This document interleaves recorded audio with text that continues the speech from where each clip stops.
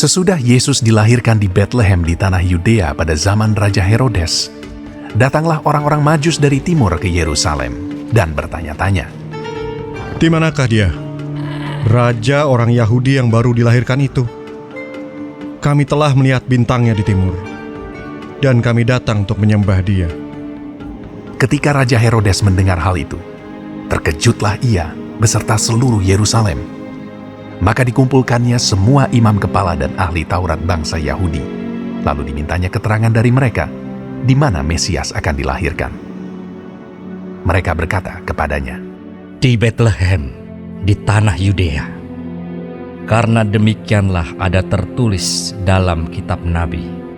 Dan engkau Betlehem tanah Yehuda, engkau sekali-kali bukanlah yang terkecil di antara mereka yang memerintah Yehuda.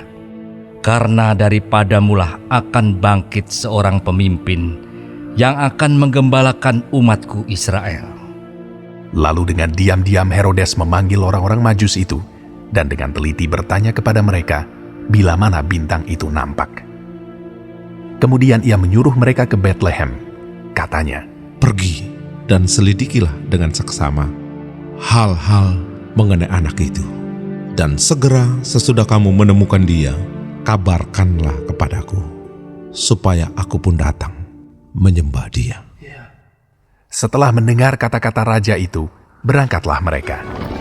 Dan lihatlah, bintang yang mereka lihat di timur itu mendahului mereka hingga tiba dan berhenti di atas tempat di mana anak itu berada.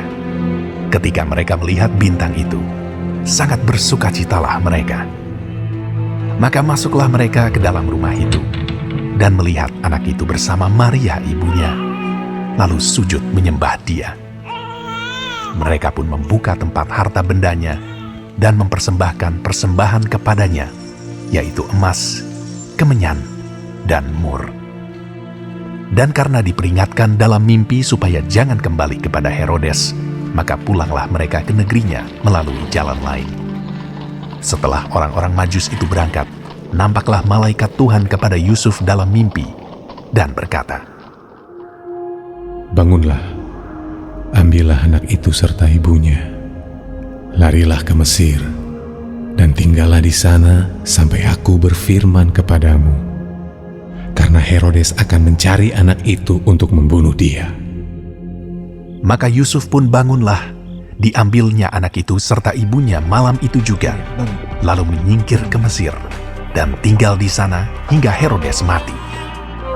Hal itu terjadi supaya genaplah yang difirmankan Tuhan oleh Nabi, "Dari Mesir kupanggil anakku."